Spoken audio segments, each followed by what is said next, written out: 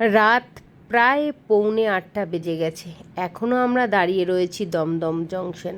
দেখো চারিদিকে লোকজন পুরো অধীর অপেক্ষায় বসে আছে কখন তাদের গন্তব্যে পৌঁছনোর জন্য ট্রেন আসবে। দেখতে দেখতে আমি একটু উপর দিকে গেলাম ব্রিজের ওপরে, এখান থেকে সুবিধে হয় কোন লাইনে ট্রেনটা দেবে। হঠাৎ করে নিচের দিকে চোখ পড়তেই দেখি ট্রেনগুলো এত সুন্দরভাবে যাচ্ছে, আর এক একটা ট্রেনে পুরো যাত্রী বোঝাই।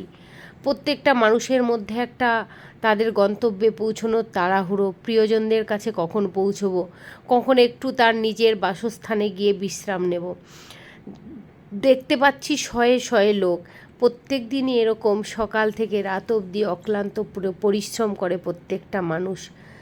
কেউ হয়তো নিশ্চিন্তে নির্ভয়ে খুব ভালোভাবে তার গন্তব্যে পৌঁছে যায়, আবার কেউ হয়তো তার গন্তব্যে পৌঁছনোই হয় না।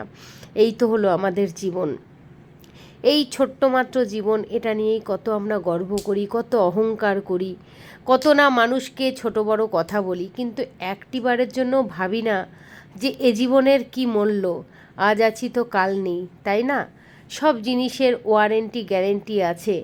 একটা জামা কিনলেও দোকান থেকে বলে দেয় এটার কালার ছাড়লে ফেরত হয়ে যাবে, এটার গ্যারেন্টি আছে, কালার ছাড়বে না। মানে একটা কি বলবো, ছোট্ট টিপের পাতা দিয়ে উদাহরণ দিই, দোকানে বলবে এই টিপের আঠা খুব ভালো, আপনি নিয়ে যান, যদি ভালো না হয় ফেরত দিয়ে যাবে।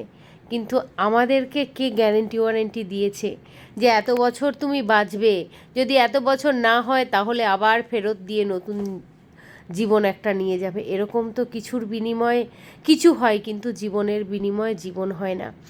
তো দেখতে দেখতে আমরা দেখো কি বলবো, ট্রেন চলে এসছে, আমরা ট্রেনে উঠে গেছি। ট্রেনে উঠে আমাদের যে গন্তব্য সেখানে আমরা অলরেডি পৌঁছে গেছি। পুরো স্টেশনটা পুরো ফাঁকা, আমাদের গন্তব্য ছিল রানাঘাট। তো রানাঘাট আর যাওয়া হয়ে ওঠেনি, রানাঘাটের তিনটে স্টপেজ পর বীরনগর, সেখানে আমরা নামি একটা বিশেষ কারণের জন্য। এখন বাজে রাত 10টা 15, আমরা দুজন ছাড়া দেখো গোটা প্ল্যাটফর্ম ফাঁকা, মানে ভাবতেও অবাক লাগে। বীরনগর দেখো কোনো লোকজন নেই, আমাদের ওপারটায় যেতে হবে, তো সেই জন্য আমাদেরকে একদম সেই লাস্ট মাথা অবধি হেঁটে যেতে হবে। লাস্ট মাথা অবধি হেঁটে গিয়ে তবেই ওই পার হতে পারবো।